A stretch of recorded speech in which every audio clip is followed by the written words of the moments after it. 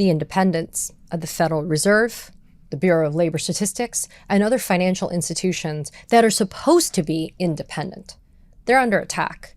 By whom? Who else? Convicted felon Donald Trump. Trump is hell-bent on continuing his campaign of misinformation and disinformation. Why? Because he doesn't want you to actually notice and blame him where it is appropriately due for the increased prices that we're suffering from the increase in unemployment that many people are suffering from.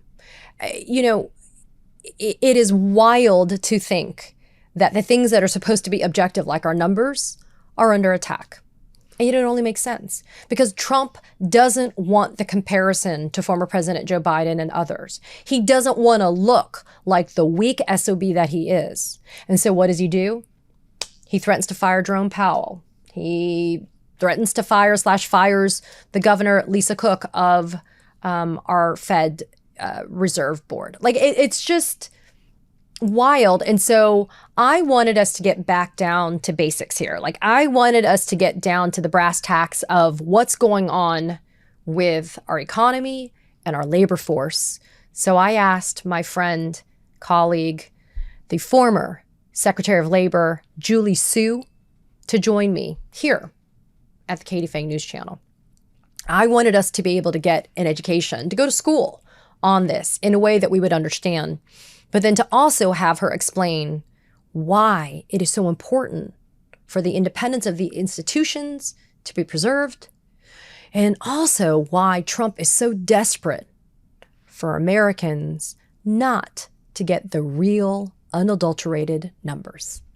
Take a listen. And joining me now here at the Katie Phang News Channel is the former acting U.S. Secretary of Labor. Also, she served as the Deputy Secretary of Labor, Julie Su. Julie, it's good to see you. How are you? It's so good to see you too, Katie. I'm glad to be back with you and to support the incredible work that you are doing to get the truth out. Well, listen, I'm grateful because we are in the midst of the independence of the Fed being under attack by convicted felon Donald Trump. And part of this faceted attack that we're seeing from him it started a little bit, I think, with Jerome Powell. But I do think, though, what he's done concerning the Bureau of Labor Statistics is something that's probably the critical foundational attack that we really need to focus on. And so I couldn't think of anybody better than you. Not only did you serve in the role as the head of BLS, but you have such a great way of explaining things. And my viewers, they are such just avid consumers of information. So can we start first and foremost with the Bureau of Labor Statistics? Can you just briefly explain what it does? I think there's a lot of misconceptions out there about the role of the BLS. So the BLS is an independent statistical agency inside the federal government. It lives within the Department of Labor, but it is headed by a commissioner. And just as a sign of its independence, the commissioner for the BLS is actually appointed not on presidential election years, but in the off years. So normally when you come in to an administration, the BLS commissioner was someone appointed by the administration. And that was true when we came into office. I worked with the BLS commissioner appointed by Donald Trump the first time around. And it's just like another sign of many of how it operates as an apolitical, nonpartisan agency. And what it does is it collects statistical information, things like the nation's inflation rate, the unemployment rate, the number of jobs created, which industries are growing and which are contracting. And on every one of those fronts, Donald Trump is failing.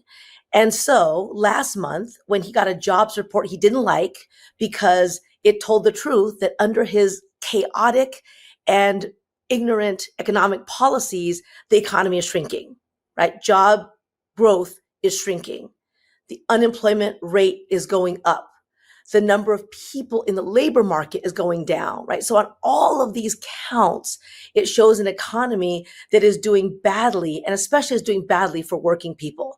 So he threw a fit, called the numbers rigged. The same numbers, by the way, where years ago when he had a jobs report on his watch that was fine, he said, great, this is fantastic, right? And then he fired the BLS commissioner. And I guess what's better for all of us is that he sure didn't pretend that it was anything other than a political move to try to install somebody who would lie for him and say that his policies were working when they aren't.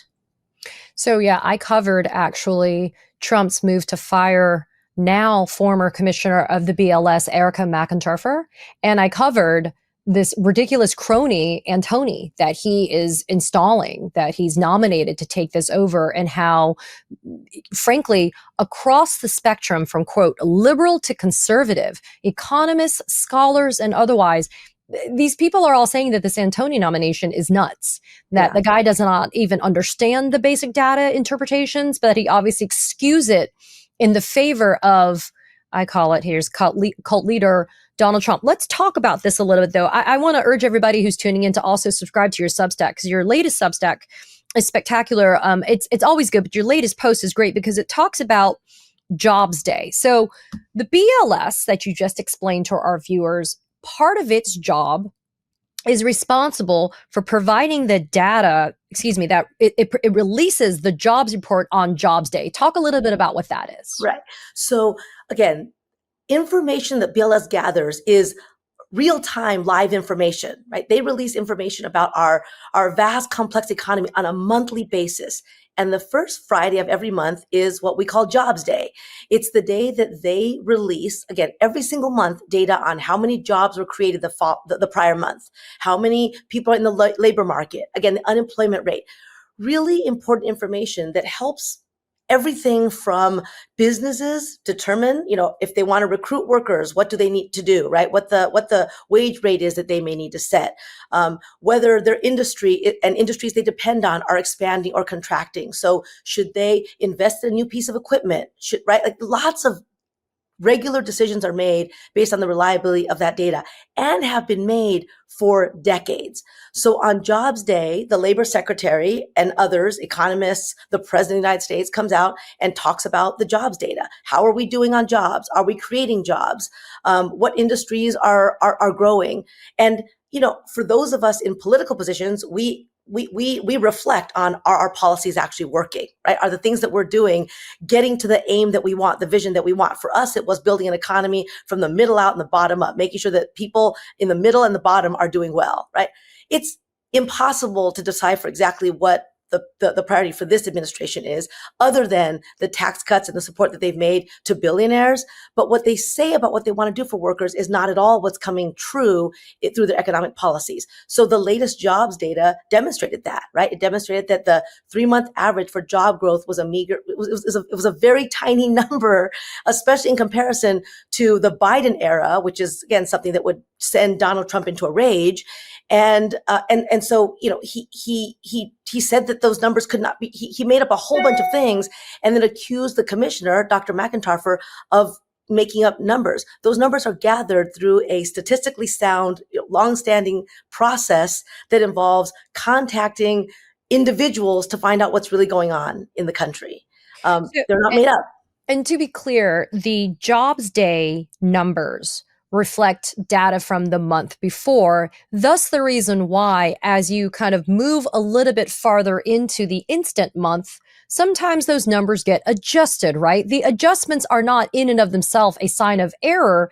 It's just a sign of additional data that comes in. Yeah, they're not at all a sign of error. In fact, they are a sign of transparency, right? The idea is that in order to release numbers on a monthly basis, that you release the information that you have at the time. That's what the BLS does. And then as later information comes in about the prior month, those numbers are revised, right? They're called revisions in order to account for the later information. There's a universe in which, probably one Donald Trump would like, where you just put numbers on and you make them sound good and then you never look at them again. The whole point of the BLS data is that it's meant to be the most accurate that you can produce at that moment in time. And then when more information comes in, you actually produce reports and based on that data that is even more accurate. And that's why it's the gold standard. And even at the end of each year, there's also further revisions. Again, it's a way of making sure that we're as accurate as possible with the information that we have. And the more information you gather, the more accurate it is. Sometimes that takes time. And let's be clear, for example, the final Jobs Day of the Biden administration reflected 256,000 jobs were added in December of 2024, but then a month later, in January of 2025, that number was revised upward by 51,000 jobs. But the problem that Trump had, of course, because he's the king of comparison and it steals his joy, in July of this year, just a month ago, job growth slowed, unemployment went up, and manufacturing jobs hit a 9-year low. Downward revisions to the May and June jobs day numbers confirmed how bad Donald Trump is to the American economy. I just want to underscore something, though, because, as a trial lawyer, I like to say that my currency that I traffic in is facts and evidence. The information that comes from the BLS, Julie, is facts. These are numbers. These are not things that are subject to some type of whim in terms of trying to make them look better or look worse, right? Exactly, 100%. And that's why they've been the gold standard, not just in the United States, but across the world in looking at the health of the US economy. That's why markets respond to those numbers. That's why employers and businesses make decisions based on them. That's why state and local governments plan their budgets around them. That's why the Federal Reserve, which is also under attack under this president who, again, doesn't care about actual facts and doesn't actually even care about the state of the economy, right? I think he's someone who's been so insulated himself from the actual, the actual policies that he puts in place that he just, he lives in a fantasy world that he has created.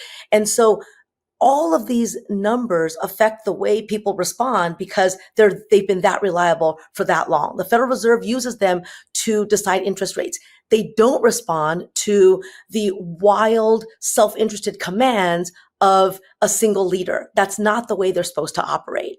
And so the other thing about this data that's so important to recognize is the more people, hear him say none of it can be relied upon, it almost starts to not matter, even for him, about which numbers get believed. For him, the less people believe that there's any truth, any facts, the better, right? Because then he can't be held accountable. He can't be judged.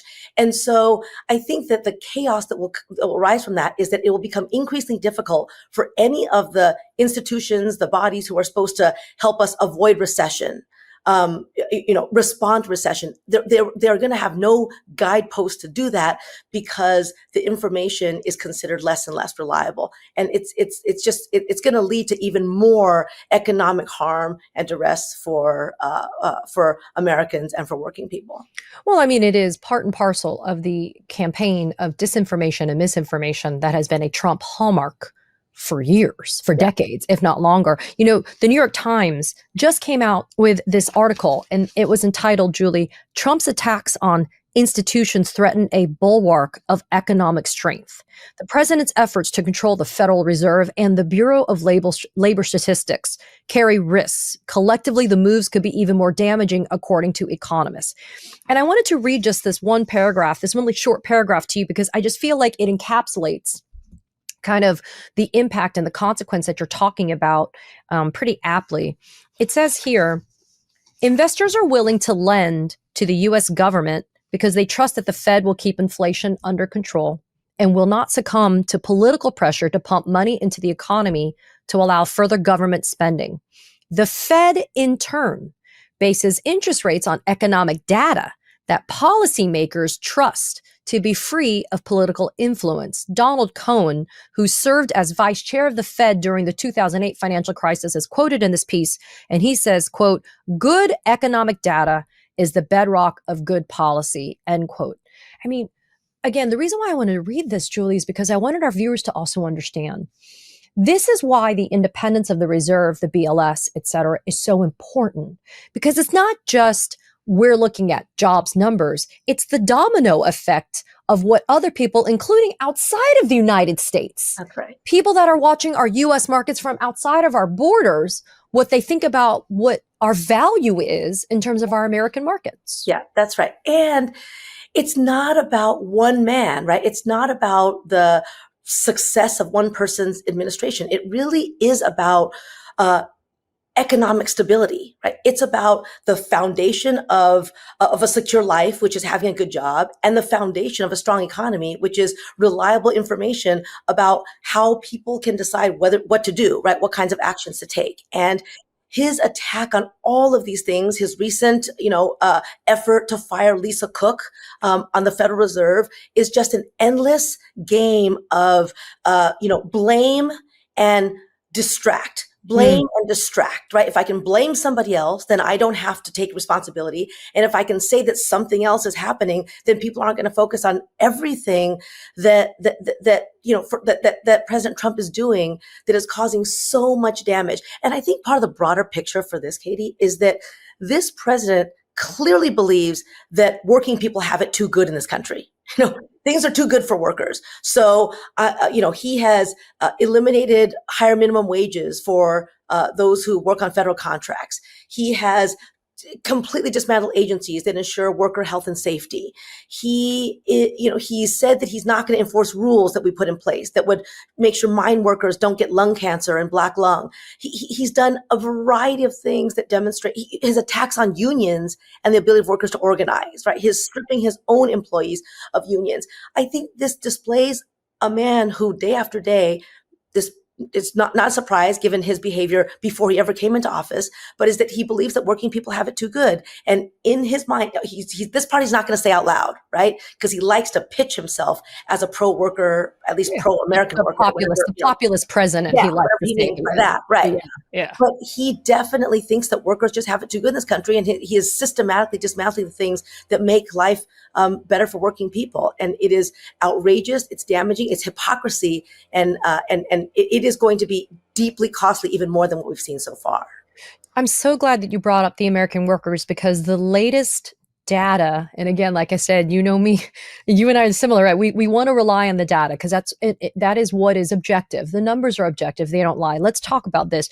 White House immigration policies and just general economic policies are reducing the size of the immigrant labor force, which also draws down the overall U.S. labor pool. Here's the latest BLS data. The size of the foreign-born labor force has declined by about 1.2 million people since January, since Trump took office, to only 32.1 million. If that sounds like a lot to people, it could be a lot, but let's think about the rest of this, because these are the numbers I wanted to ask you about, Julie. Job growth in industries such as hotels, restaurants, construction, and home health aides has been flat since the start of 2025. And in July, jobs grew at a 0% rate in immigrant-heavy industries. States like Texas and Florida have stagnant labor force growth. Even Jerome Powell last month said immigration policy is a factor behind the slowdown in our United States labor supply. The total U.S. labor force fell for 3 consecutive months, again, according to the BLS, declining by 402,000 people from January to July. And then, of course, things like the construction industry, about which 34% are immigrants, in those, and then also like in trades like drywall installers or plasterers, the share is actually closer to 60% of immigrants. This shortage of skilled labor is already costing our U.S. economy $11 billion a year due to longer construction times, and it raises the price of new single-family homes by about $2,600 on average. Julie, this information makes my heart hurt, because the American dream for so many has been what? A good job and a home. Yeah. You're too young to know this, but listen, a lot of people always said, I just want to be able to buy a house. That's my dream. Right. And now these dreams are so much beyond people's economic and financial grasp. And it is because of one man. Yeah. It shouldn't be because of one man, but it's because of one man. Right. It's about, the role of government, right, should be to invest in, have a plan for, and expand the things that make life better for people. And this idea, right, that you should be able to get a good job in your community that allows you to live a secure life, put your feet up at the end of the day, and retire with dignity is something so basic. And in this administration, it's been about stripping that away over and over again. And part of that is what you're saying, Katie. I think that because Donald Trump trades on division, right? He again hopes that people won't look at what he's not doing if we can just focus on somebody else doing something wrong. So this attack on immigrants has been very deep in his sort of, right, like, in his DNA. It's this idea that if we can make the immigrant the enemy, then no one's going to be concerned about the fact that he can't deliver for anyone. And so, the reality, the data, decades of studies have demonstrated that immigrant workers have helped to build a strong economy in this country, right? Immigrant workers have helped to power many of the industries you talked about and have helped to, again, make America a strong place for not just people to come and build a life from, people who cross continents and oceans, but also for native born Americans. And the latest data shows that when you have fewer workers in this country, you're also going to contract the economy, right? And so employers cannot find people to do their jobs. Construction sites will halt because they don't have the workforce that they need. Again, employers who want to expand cannot plan for that because they can't find workers. And Donald Trump's disgusting, repulsive, racist attack on primarily, Black, brown, and Asian immigrant communities is contributing to this too. The other thing, Katie, that I think is worth saying is that if you build an economy in a country that is big enough for everybody can benefit, right? So one of the things that we were so proud of is, on Jobs Day, I was able to report month after month job growth, significant job growth beyond anything that people anticipated, not because the numbers were rigged, but because we were making investments in America, investments in industries, and we were seeing growth. 16 million jobs created under President Biden. Remember, Donald Trump is the only president in modern history who left office with fewer jobs than he came in with. That was his first time around. So he knows this is a weak point for him. He knows he has failed before. And what we found was that when you make the entire pie bigger, it's not that everyone has to fight each other for tiny slices. It's that everybody can get a bigger slice. That's the kind of country that we could have with real leadership. That's the kind of country that I think, people deserve and people want. It's not what we're getting with Donald Trump.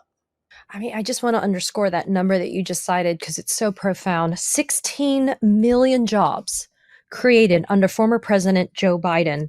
For perspective, as your Substack piece relates, a year ago, during this 3-month job average creation period for Trump, it was only 35,000, but when it was President Biden, it was 123,000 jobs. Yeah, it is so obvious. Period. Yeah. Yeah, in the same period of comparison, where Trump only did 35,000 jobs on average, Biden did 123,000. Julie, my question is this. In theory, a dollar knows no political affiliation. It's not like there's a Democrat dollar or a Republican dollar, right? Where is the disconnect then for American voters that just aren't getting the reality? I mean, and maybe, Julie, it's because they need to actually see and feel more pain, on their wallets, on their pocketbooks, although I don't trust that the transparency, as we've seen, that you've provided when you were running and when you were the head of labor. I mean, what is it going to take for American voters to understand that it's Trump's policies that are creating this type of economic loss for us? And also, importantly, creating a climate of distrust and mistrust where people outside of the United States are like, you know what? I don't really know about backing your bonds. I don't really know about pumping money into your economy, putting aside the tariff issue, because I don't trust Trump and the way that he's running this economy. Yeah, I know. I mean, so I think you nailed it earlier, right? That I think the disinformation is very, very devastating. Again, the fact that he has a singular ability to divert through blame and create a situation where it becomes difficult for, it's the noise, it's the chaos. I mean, I used to always say this when I was working and living in DC, that it was beneath the noise and the chaos where the real work happened, right? Where things happen. In this administration, it's all noise and chaos, right? I mean, the federal agencies cannot operate anymore because he's made it so impossible for federal agencies, good, hardworking, disciplined federal employees to do their jobs because they're constantly having to watch their backs about right, being the latest target of attack. And so that work is no longer, it's very difficult for that work to continue to happen. And so I think it just creates a situation where it's hard for people to tell exactly what's causing the harm. I think the little tiny glimmer of hope, Katie, in all of this is that it's so damaging and his attacks are so broad based that people are starting to recognize that, it's not the immigrant neighbor who took my job away. That's It's right. not right. It's not any of the number of scapegoats that he's put out there when he continues to blame everyone but himself. And I think that's what's going to get us through this, right? It's people recognizing that we deserve better, we can do better.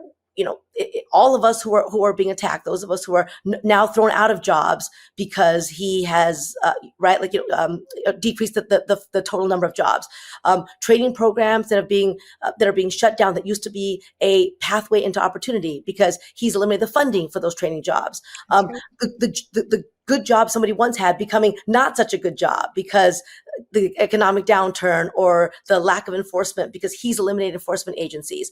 I think all of these things together are, I think people are starting to get that, even if I think we felt like under the Biden administration, we still had a lot more work to do. We put these numbers out there not to pat ourselves on the back and say our job was done. It was to say, look, when we are smart and thoughtful and careful about what we want to do, when we think about something, bigger than ourselves, when we have a real vision, we can actually move the country in the right direction. But we have more work to do to get there.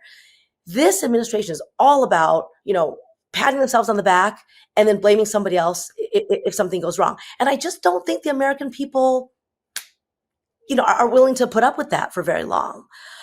So, I don't know, Katie, sometimes I'm very optimistic about where we're going to go. And sometimes, some days I'm like, this is just, it's unfathomable that we've gone this far down the path of, that Donald Trump is trying to lead us down.